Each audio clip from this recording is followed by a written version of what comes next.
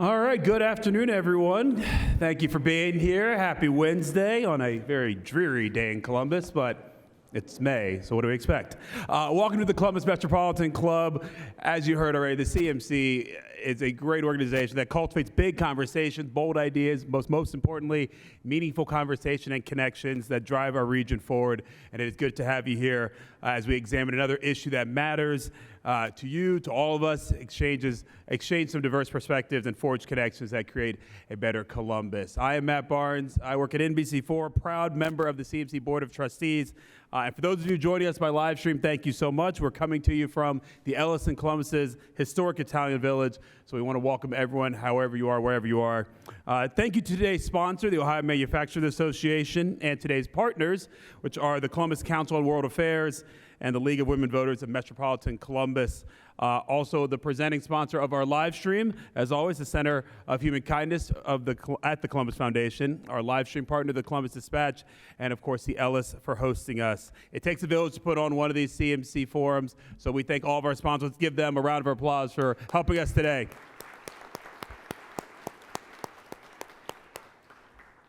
Let's get to this one, because I'm excited for this one. Walking the Tariff Tightrope. I don't know who came up with that title, but I love it. We're going to unpack Ohio's Business Balancing Act with its largest international trading partner, I should say, and that's not Michigan, obviously. We will unpack what the trade tensions might mean for the economic outlook between Ohio and our neighbors to the north, our good friends from Canada. And I'm glad that they were able to make the trip down to here to Ohio for that for us. To introduce today's panel, please welcome to the podium Patrick Tarian from the Columbus Council on World Affairs. Patrick? Thanks, Matt. We had a great month last month because we graduated our Global Scholars Diploma students. So we have 1,300 high school students who spend 3 years learning about different cultures, careers that have global dimensions, and some of the most impactful global issues of our times, from trade to human trafficking to climate. And so we're really excited about that, and excited maybe as much. I don't know. When you see students, it's pretty exciting. But you guys are pretty exciting. So we're excited to be here as partners. Thank you, Columbus Metropolitan Club. We've always appreciated you as a community resource. 2025, we're 50. I'm also 50. I'll be 51, just so you know. But this is not for me. This is for the Columbus Council on World Affairs. So stay tuned. You'll be hearing more about our program in October when there's going to be some cool things happening. So let's get to it. Why Canada? You're going to hear a lot of stats, biggest trading partner for Ohio, et cetera. I want to tell you from my perspective what strikes me as some of the reasons. And next month, we'll publish our 6th edition of the Global Report. It's not out yet, but these are statistics and inventories of our global assets in the community, trade, education, et cetera. So Canada helps our local businesses. More than 350 Wendy's stores are in Canada. Okay, so what's important to us? To our food. I was talking with a soybean farmer. More soybeans are exported than they are kept in Ohio or the region in the U.S. And particularly for Canada, Canada's not the biggest export for soybeans. It's Indonesia, China, but the fertilizer.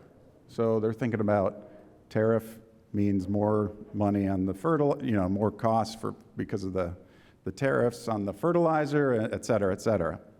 So there's a big impact. Who knows how many Canadians are on the Columbus Blue Jackets? This is interactive. How about you, young man? 12, I believe. Is that right? It's higher. Okay. Do I hear 13? And of course, 50 years prior to the United States, Canada held the first Thanksgiving. And last but not least, Justin Bieber. He's from Canada. For those of you that don't know who he is, we can talk. All right, now to more serious things. Today's topic, which is, I'm excited to talk about it. Hopefully we hear some interesting new things and it gets a little bit heated. I encourage people to ask questions. My first person to introduce today is the Consul General of Canada in Detroit, and that is Colin Bird. Please join me in welcoming the Consul General.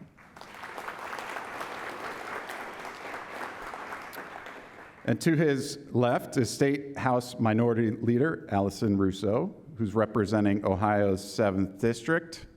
Please applaud extra loud if that's you. And the next guest is Bala. We call him Bala. And if you look at his name, you'll know why. Bala is Executive Vice President and Chief Human Resource Officer at Greif, one of our region's most global companies. He's also a board member with the Columbus Council on World Affairs. Yeah. And on deck is our moderator, Dan Eaton, senior reporter covering restaurants, beer and spirits, retail, autos, manufacturing, et cetera, for Columbus Business First. He was also the first reporter that interviewed me when I started we were talking about 22 years ago. And we still have that, and it has me with hair.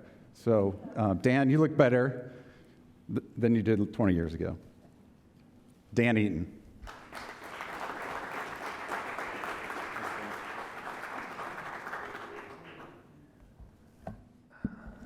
I'm a little grayer than I was 20 years ago, that's for sure. So, as of noon today, what is the current situation between the U.S. and Canada? Because it, maybe often changes. But as our last check-in with the news, what is the tariff situation between the U.S. and Canada?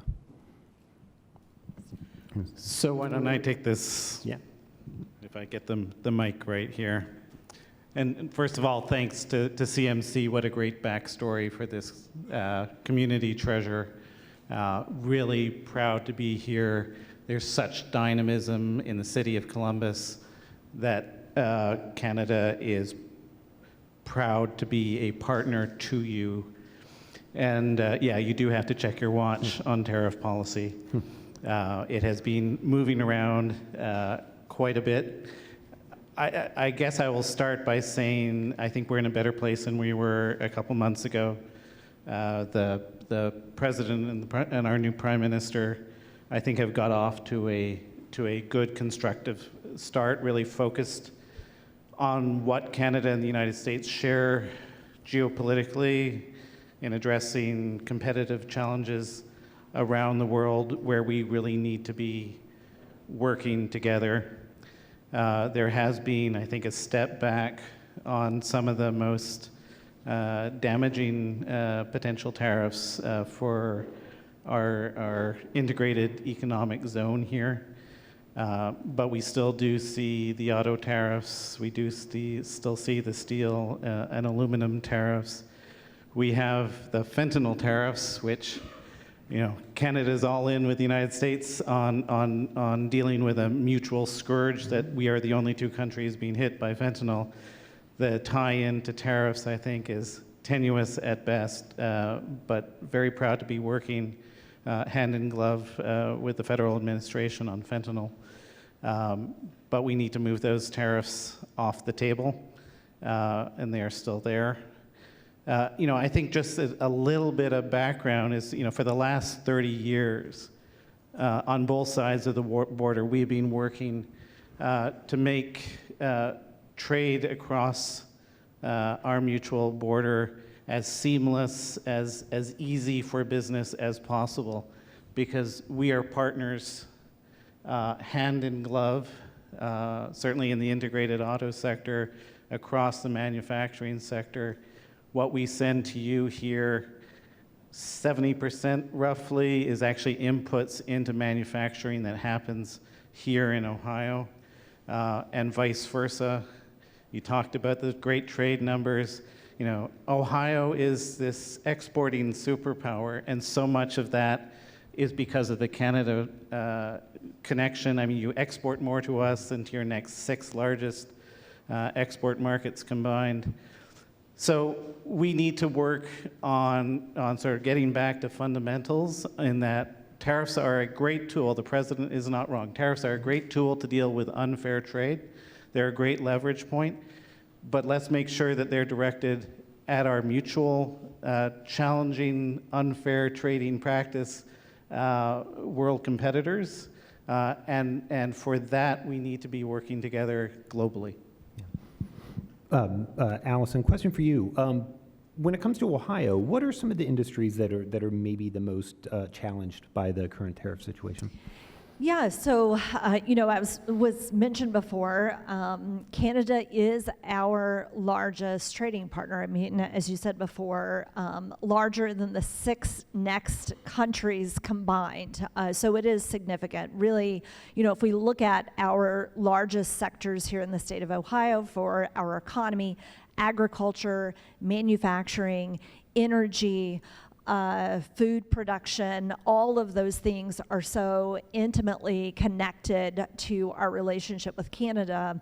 And, when we see this level of uncertainty and tariffs being leveraged on products, at the end of the day for Ohio, that means increased costs for our small businesses, increased costs for our manufacturers, increased costs for our farmers, that get passed along to consumers here. And I think at a time when many Ohioans are struggling to pay for groceries, they are struggling to pay for housing, they are struggling to pay for energy costs, this just adds on to those costs because it is working Ohioans who pay for this particular policy and this level of uncertainty. Just this week, I have talked to workers at 2 different facilities that have faced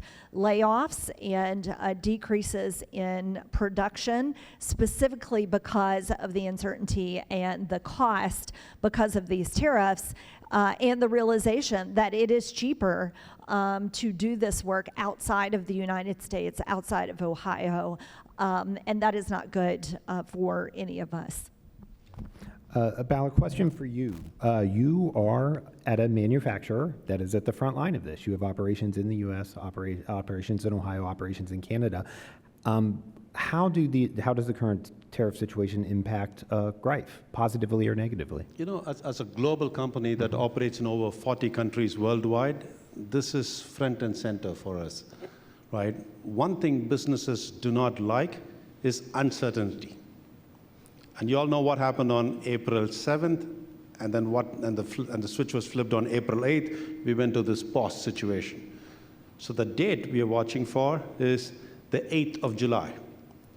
So why 8th of July? So that's the 90 days, which will shift across. And as a global company that operates so many countries, that's something we watch very closely. This has an impact on 4 dimensions of a business. Dimension in terms of the demand side, dimension in terms of the supply side, the raw materials. It has an impact on the financials, and it has an impact on the people dimension of it. So we're looking at this really closely, and organizations, and I talked to so many of my peers in Fortune 500 companies, they have set up their own center of expertise. So we have a center of expertise focused on tariffs. And we pretty much check in on a daily basis. We have a tariff czar inside the organization, and he's like our chat GPT. So anytime there's a question, so yesterday I had to call him and tell him, look, I'm going to go to this forum, so tell me what's happening inside Canada. Then he gave me a complete list down, all the way from Section 232 to NAFTA going away, and the US MCA coming in. So we do this country by country by country for all the 40 countries we operate in. It is something which we're watching closely. We would love to get to a situation where there is more certainty around this uncertainty. So I'm finding a lot of the companies that I speak to are talking about treading water at this point, right? Just wanting to see where policy is going to land.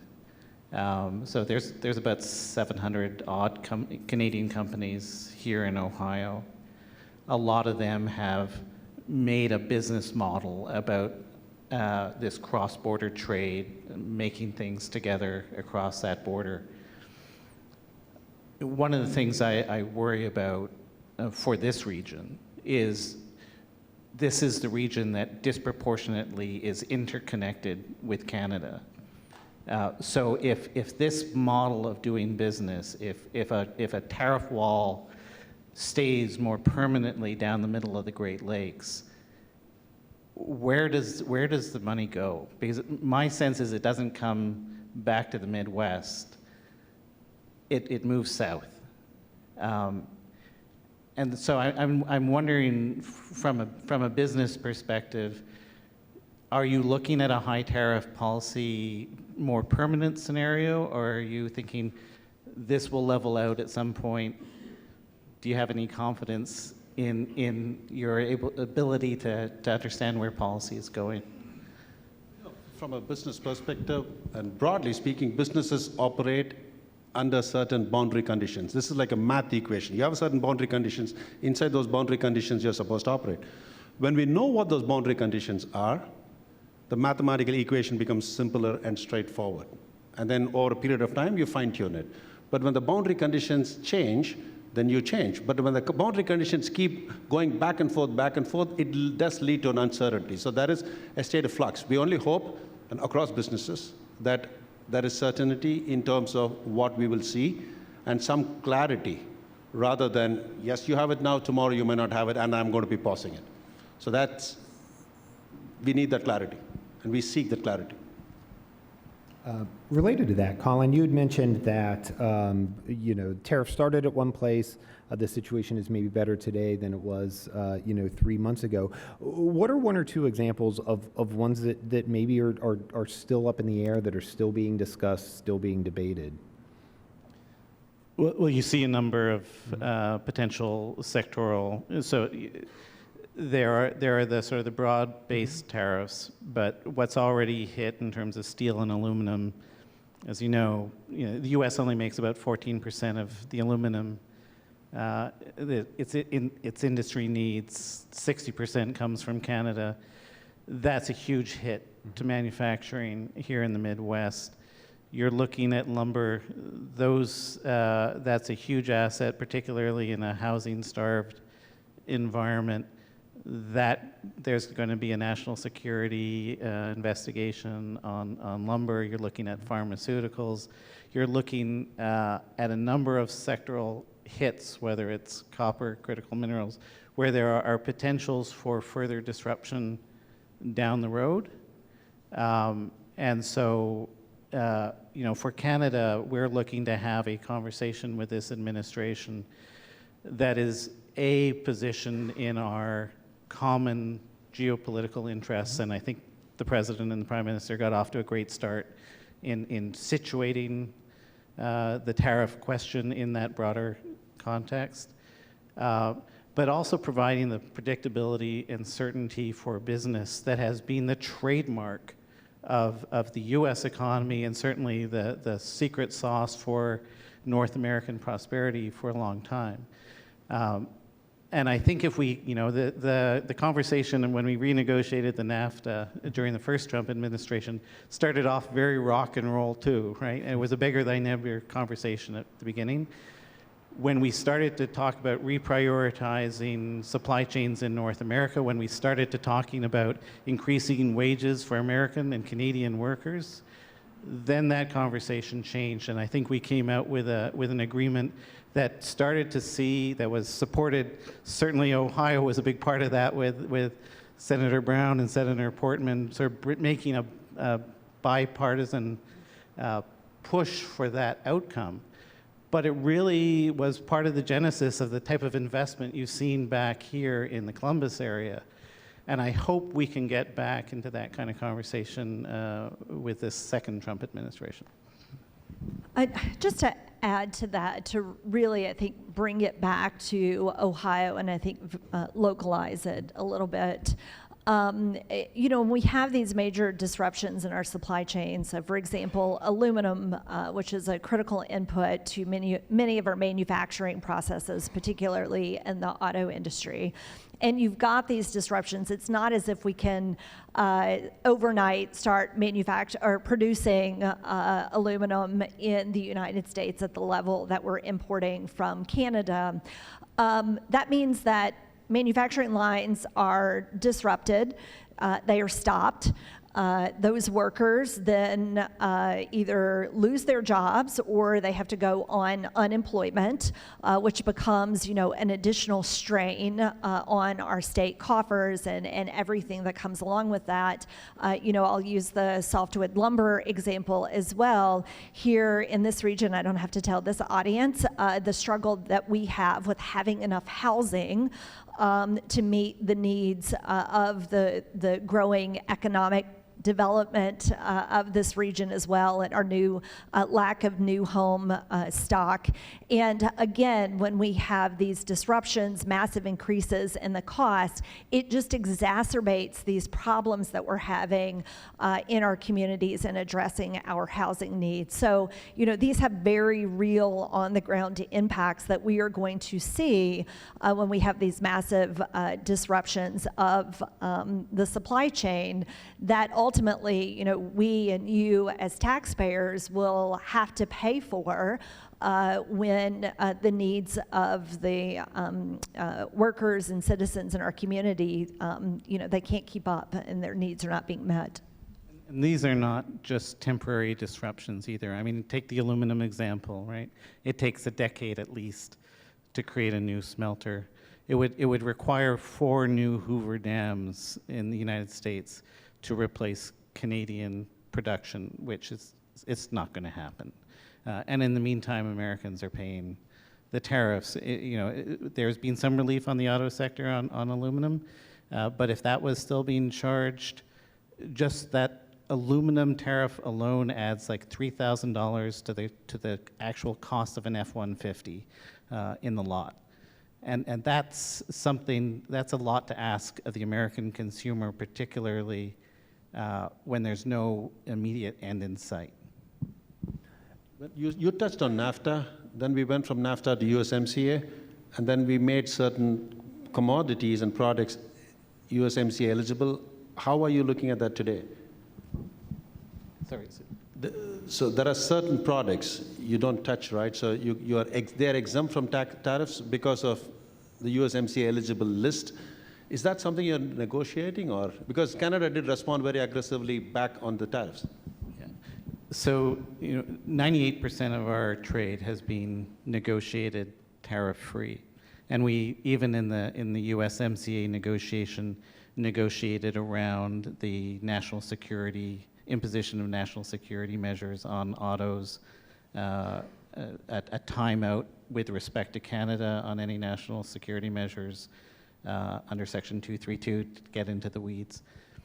That has been ignored in the current conversation, and frankly, I think that's a challenge for the United States more broadly than just in its relationship with Canada. It's a question about the credibility of the U.S. posture in negotiations, because we just reached this agreement in 2020 with President Trump.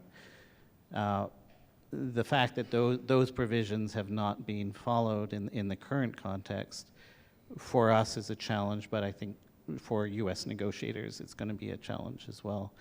But that tariff-free relationship that we have negotiated on all but our most sensitive sectors. You have about 7 agricultural sectors that you protect in negotiations. We have about 5.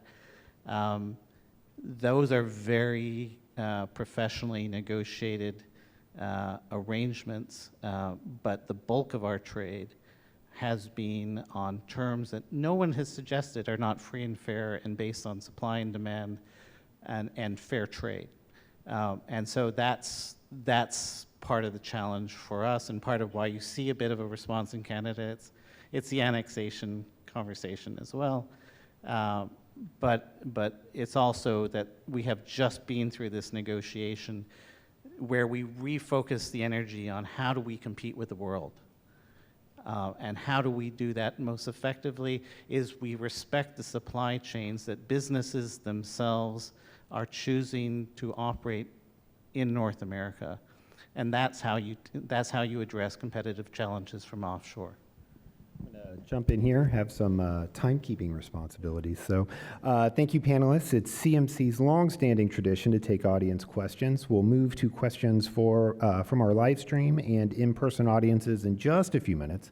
If you have a question, please make your way over to the microphone now. If you're joining us on YouTube, please type your questions into the chat. Before we take audience questions, I have one more question for you all. And that is, the tariffs are a national policy. And how do you get your, from a state level, how do you get your message that this is important to Ohio or to that administration? And Colin, similar to what you were just touching on, these are, some of the stated goals of tariffs can be good, but some of the stated goals, the aluminum industry is not going to move into Ohio all of a sudden. And if it did, it's going to take a long process. How do you convey these things to an administration that thus far does not seem open to those possible realities? I guess I'll take this one. Yeah. It is a challenge. Number one, I think that certainly at the state level, whether you are a lawmaker or you are in the administration, the governor's administration, that we know the story of the relationship between Canada and Ohio. I give a lot of credit to our Canadian delegations who make very regular visits to the State House to remind all of us the importance of that relationship and the economics and the mutual benefit between both our state and a particular province or the country as a whole. It starts with that. And I also, there's room for, I think, advocacy and communication to our federal colleagues as well, and, asking, demanding sometimes that they be advocates for the state of Ohio on this issue and understand that relationship. And again, to me, it is about the very real impacts of our small businesses, our farmers, our consumers here. And there are stories to be told there, and I see that as part of my role as a state legislator, even though this is dealing with federal and international trade policy. Yeah, clearly a federal jurisdiction, but certainly my experience has been the state and municipal levels are far closer to what's going on in terms of Ohio businesses or Michigan businesses or Kentucky, Indiana in my territory. And the state governors, particularly the state governors, when we renegotiated the NAFTA into something that I think really did start to advantage our Great Lakes economy in a way that had been neglected for too long. The reason I think we got across the finish line was because the voices of governors, of state legislators did make a very significant difference in the conversation in Washington. Thank you so much, panelists. And now, Doug Buchanan with CMC is curating questions from our live stream audience. For those of you here in person, please join Doug over at the microphone. Doug, what is our first question? Dan, thank you very much, and thank you to today's panelists. If you're here in the audience with us and you do have a question, please do join us here at the audience microphone. We'll try to get to as many questions as we can. As Dan mentioned, if you're watching online, type your question into the chat in YouTube. We'll try to get to that too. Great questions at CMC always have two things in common. They can be asked in just a few seconds. And what punctuation mark does a question end with? It ends with a question mark. Thank you to our repeat guests. I'm going to launch us off with this one. It kind of is getting back to the basics. As of today, what are the current tariffs between the U.S. and Canada? How are they different than they were 6 months ago? And who is paying them? I guess I can take this one. It's not only confusing to the average Joe and Jane in the street, it's also confusing to people who live this. So we had the out of the gate 25% tariffs imposed on Canada and Mexico on the basis of a national emergency at in our case, the northern border. That was then removed in the case of goods that are traded under the USMCA. Canada responded with sort of a measured and calibrated response to that that impacts certain goods as well. Also adjusted. Then you had the auto sector tariffs and the steel and aluminum tariffs. So steel and aluminum tariffs, 25% across the board. Now not active for the auto industry, so there's been a break there. So they were seeing this accumulation of tariff upon tariff upon tariff that the administration here in the US walked back on. Canada responded to those tariffs as well and has modulated its tariffs on autos to address that reduction. We are going to be hearing, there's been a pause on auto parts tariffs, so that's out of the picture. And then for the rest of the world, you had the reciprocal tariff announcement, which had some interesting math to it, which then moved into a 10% baseline tariff. That does not apply to Canada, if that helps anyone. It's a bit of a moving target. So the tariffs are difficult at best, but we have reserved. And who pays it is it is the importer in the United States. We've resolved our past issues. The War of 1812's over, for example. But switching gears a little bit, can you give us an update on the replacement of the Ambassador Bridge with the Gordie Howe Bridge?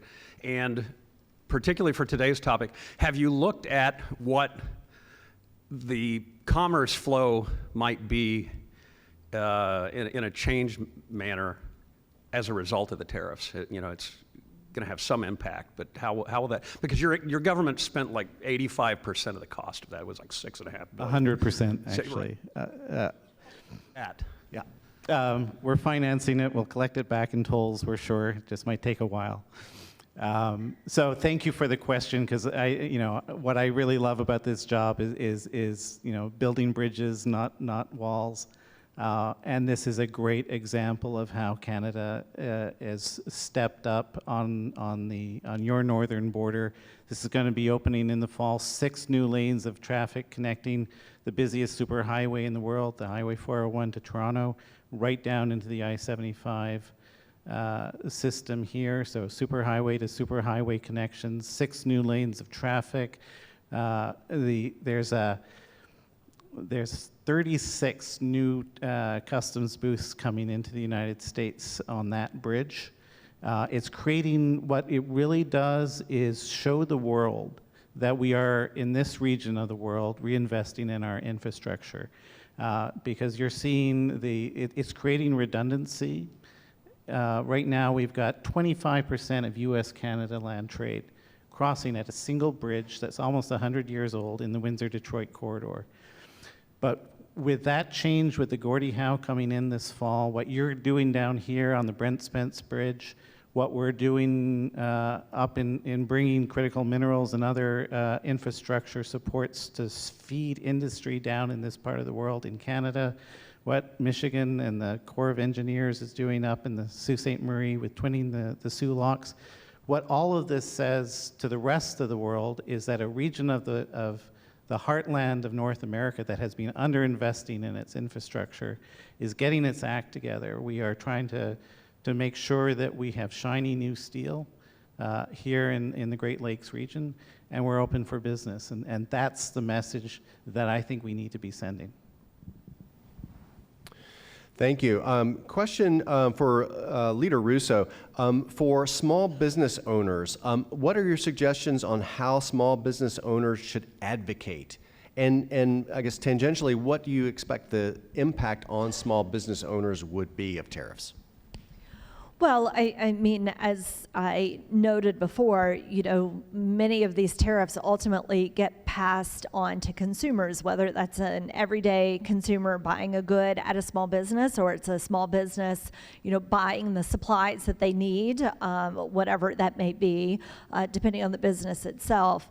I think this, just from a state perspective, and even advocating in general to our federal partners as well, it is telling the story and making sure that policymakers know the very direct impact to your small business, to your customers, the decisions that you are having to make as a result of these policies. And so that would be my recommendation, is to share those stories, share those very real examples. For me as a policymaker, regardless of what the issue is, understanding the real world on the ground impact is incredibly important as we're navigating decisions that we're making.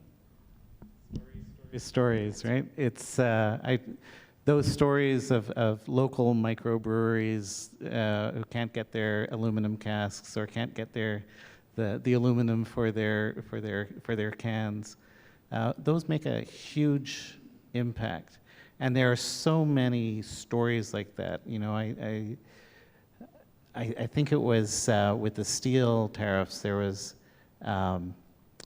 some studies done of what that impact was the last time around in the first Trump administration. And they did see like 1,000 new jobs in the primary steel industry, but they also found a loss of 75,000 jobs in the steel using industry, sort of one level down. And those stats are great, but nothing communicates the way a story does. My name is Mindy Wright. I'm a member of the program committee. I am an everyday citizen who was born in Ohio. I grew up feeling that Canada was our friend, and I want to know what people like me can do to support our neighbors to the north besides buying more Louise Penny books. Thank you for that. It's being in the Midwest is the best place in the world to be a Canadian diplomat. I have to say, the outpouring of solidarity has truly been a pleasure. Look, come visit. We'd love to have you. It's a great place to spend the summer, and many of you I know do. But really, it is a question of you are the citizens of a great country who have a voice, and telling that story of, yes, there's a place for tariffs. Yes, there's a place for very robust economic initiatives, and certainly the president is shaking things up. But the great strength of the United States is the alliances it's built. It has created the American project that has given us and the world so much peace for 80 years. And your Canadian allies appreciate that. And understanding that those alliances are the great superpower of the United States is a great message to deliver to your federal leaders. Thank you. A question for Bala. Should corporations like Greif take a public stance on trade policy when it threatens workforce stability? Or is neutrality just the cost of doing business? As I was saying earlier, corporations are looking at this very, very, very closely. Corporations would like to see where things stand before they actually come in. So today you do not know when you want to take a stance. When Dan started this conversation this afternoon at 12 noon, he was checking his watch to see what is the latest news feed. So where does the corporation draw the line in terms of where to take a stance? You take a stance when you know what is out there, when you know that what's out there could change anytime, even before you put out a stance, or you could bring your other colleagues together to talk about this. That's a conversation that's happening around organizations in the Fortune 500 organizations across. So they're waiting to see what's out there. Hi, thanks so much for sharing your thoughts. So I think public support for tariffs in the U.S. is largely motivated by the loss of good jobs over the past several decades, right? Jobs that pay a living wage, allow families to buy a home, have health insurance and retirement benefits. Are there domestic policies that the U.S. and Canada can collaborate on to help support the rebuilding of the middle class? Well, I'll take a stab at this. I mean, I think that, and yes, you are absolutely right. I mean, there's a lot of debate about what some of these policies over the years have done specifically to Ohio jobs, Ohio workers, Ohio manufacturing, and we've seen loss of those industries. I think, we are looking at how can we more strategically build advanced manufacturing that can be sustained in the future, or looking at, just yesterday we had a delegation from Quebec, and we were talking about, the growth here in Central Ohio, where I represent, which is Ohio State, right next to Ohio State, the growth of the biopharmaceutical industry as well, and the potential there and opportunities for collaboration. And so I think that, it is maintaining those strong relationships between the two countries, but also looking at how specifically here in Ohio and in the United States, we build a resilient workforce that is ready for those jobs in the future, and not necessarily jobs in industries of the past. And how can we better do that and collaborate in that way? So that's what immediately comes to mind for me. Yeah, the Ohio delegation, when we renegotiated the NAFTA, was pushing this point all the time.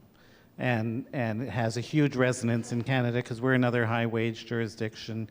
We were seeing a lot of investment flowing outside of Canada, outside of the Great Lakes region, to Vietnam, to China. And we did things in that agreement. We created the $16 an hour requirement on a plant-by-plant basis in Mexico. The Mexicans were actually, they wanted to see their wages rise, right? And so the part of the grand bargain there was, you raise your wages, you'll still get, we will prioritize North American supply chains. We'll give some incentives to high-wage jurisdictions. There's some more credit to the high-wage jurisdictions so that everyone can be starting to move up. And in return, Mexico got a lot of investment back that was never going to come back here or to Canada from China and Vietnam. But what we really saw was a return of investment back to the Great Lakes region. So Canadian domestic investment that had been going offshore has been coming back. You see the signs on it in Ohio all over the place. There's a lot of Canadian money down here now that was not coming to the United States and Ohio before that agreement was signed. So there are things that we can be doing. We have both last year, in a coordinated response to Chinese trade practices on EVs, put 100% duties on Chinese EVs, both in Canada and the United States. We put the 25% tariffs on China on steel and aluminum. Canada is the one that's really paying for that, by the way, in terms of what we are doing together to support the auto sector here. China put on Canada 100% duties on many of our major agricultural products, but we had to do it because we had to support this industry that's so important to both of us. That's what we can do as partners, and that's what we do as partners. Next question, what does it mean primarily to consumers, and how important is it that a behemoth like Walmart has stated that it will raise prices due to tariffs next month? Is this a sign of things to come? Yes, I think so. You know, and this is, you know, the situation that has been created by these policies. You know, again, the costs don't just get absorbed, they get passed along to consumers. I was actually listening to a really interesting story a couple of weeks ago about, you know, how this is going to impact the cost of Christmas and toys. If you think about, you know, where toys are manufactured, where they come from, and the additional cost, and ultimately that gets passed on to families and parents, you know, because we will still be seeing these impacts for months to come, years to come. So again, at the end of the day, the price will be paid by consumers, small businesses, farmers, et cetera. Hi, Eric Korolak with the Center for Employment Studies. The tariff tightrope stretches across the country, and I suspect this conversation could happen anywhere in the U.S. with much the same comments, no shade being thrown, in Atlanta or in Austin as here in Columbus. Consul Bird, welcome to Columbus. You mentioned 600-700 companies, Canadian companies operating in our state that might be at risk with a more aggressive tariff policy. And I'm interested if we could talk a little bit more about the how tariffs might adversely affect Ohio at the expense of places like Georgia and Texas. So the intra-national regional disparities of a more aggressive tariff policy that leaves us at a much higher rate of tariffs than we currently have. Well, the auto sector, there are nodes of the auto sector throughout North America, right? There's the southern, the southeast, southwest. There's the Great Lakes region, and this region functions on an integrated basis. We've been building cars together across the US-Canada border for 120 years now. And in that, we have created centers of expertise. We've divvied out that trade. It's worked enormously to your benefit. You have a $3 billion automotive trade surplus with us, right?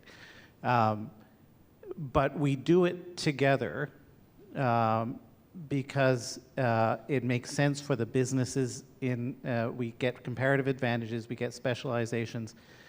If you put a tariff wall down the middle of the Great Lakes, that disrupts you from your largest export market for your cars, that disrupts all of your supply chains, why would you think that any new investment that would be coming to the U.S. would be coming back into the Great Lakes ecosystem? I think the reality is that this region is disproportionately impacted by a tariff policy, at least vis-a-vis Canada, and it is disproportionately at a greater risk of losing investment going forward if a tariff wall comes down in the middle of your supply chains and deprives you of your largest export market. You know, we've talked a lot about, I think, the auto sector, auto manufacturing sector. I just noticed we had some of our friends from Synovus here, which is energy. You know, if you just think about, for example, the Toledo and the concentration, for example, of refineries that are there because of its proximity to where we are importing petroleum from Canada. You know, I could go on and on about why, just because of our location specifically in this region and the types of sectors and industries, that you're going to see the impact much more significantly here in Ohio as part of that Great Lakes region, as opposed to like a Georgia or maybe even a Texas, for example. You know, we could go on and on into multiple sectors. We could probably spend an hour up here talking just about the energy sector impacts as well. I hesitate to talk oil in front of certain people in this room who know it far better than I do.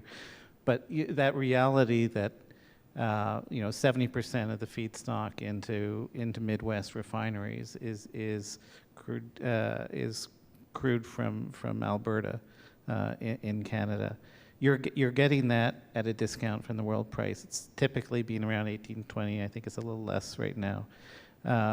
But that has been a strategic advantage for this region, to be able to get, and your refineries are all sort of designed and adapted for that input feedstock. That has been a tremendous asset and part of what has made this the manufacturing heartland of America.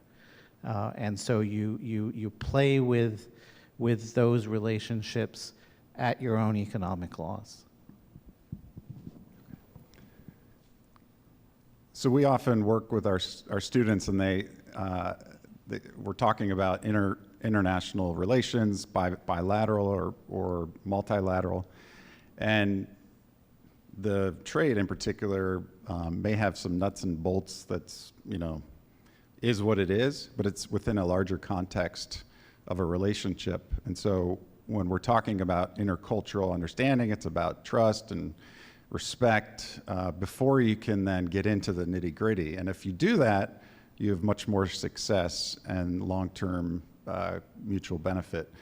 Our students often ask, why is this not happening by the leaders of our country? And I'm wondering, particularly Consul General, for you, and in as much diplomacy as you can muster, to what extent does things like statehood, as ridiculous as it may sound to many of us, we've also learned that ridiculous things that sound ridiculous to people are also actual priorities of the administration. And this isn't a political thing as much as what is the context within which this conversation is happening, and where does the trust and respect barometer go? It came as a surprise to me, as I think probably to everyone in this room, when we started hearing 51st State conversation. I'll say it diplomatically, it didn't go over well in Canada. Look, we're as patriotic as anyone. Canadians have fought and died under our flag. And we have fought and died under our flag alongside American soldiers and Marines and sailors and airmen. And we're proud of that. So that does have an impact. It certainly has had an impact. You've seen, I think the airline group is saying that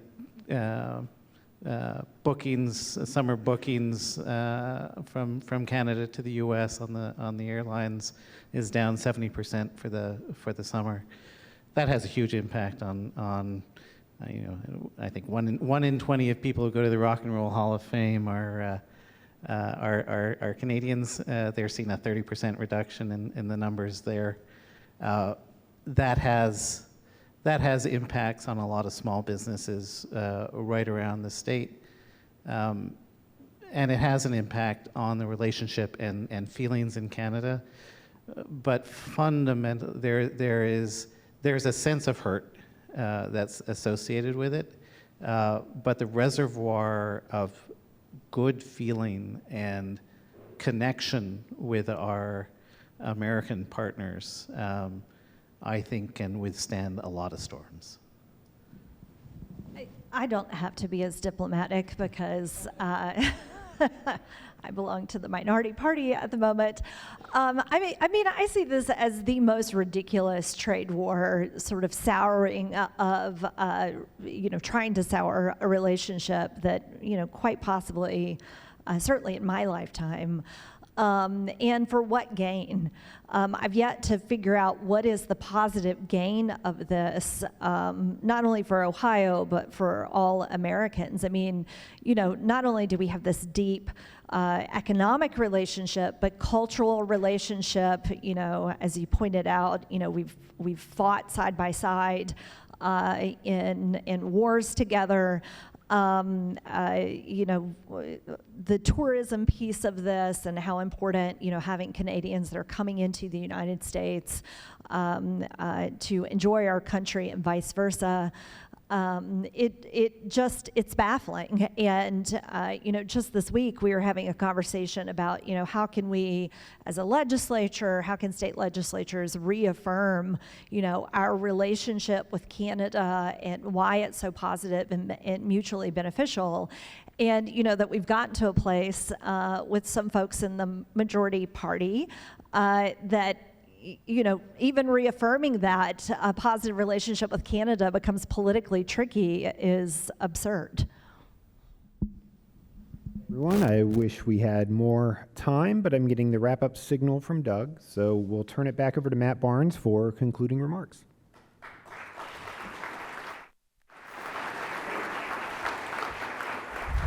Well, thank you all for that conversation. I do want to tell you, Council General, I think most of the people in this room are rooting for Canada. They're with you, except on the hockey rink come the Olympics. It's not going to happen. Yeah, it's not. We're kind of done losing to Canada on that, hopefully. But I hope you do find today's conversation enlightening and informative as we learn more about the relationship our countries have, and specifically Ohio and Canada, and how important that relationship is. So thank you so much for enlightening us all for that. Thank you once again to the Ohio Manufacturers Association for being today's sponsor. Of course, our partners as well, the Columbus Council on World Affairs and the League of Women Voters of Metropolitan Columbus. Our presenting sponsor of our live stream, Center of Human Kindness at the Columbus Foundation, our live stream partner, the Columbus Dispatch, and the Ellis for hosting us. And one more big round of applause for our speakers, Colin, Allison, Russo, Bala, and our host, Dan Eaton.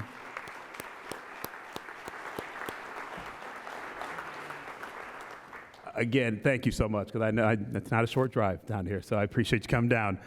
There is no forum next week as we all celebrate our Memorial Day, so make plans to join us here June 4th, right here at the Ellis, for Unraveling Recovery, How Cutting Medicaid Threatens Ohioans in Crisis. You want to come for that one as well, Speaker Russo, or you're now she's like, I can't come every week, but thank you, everyone, and we hope you have a great afternoon.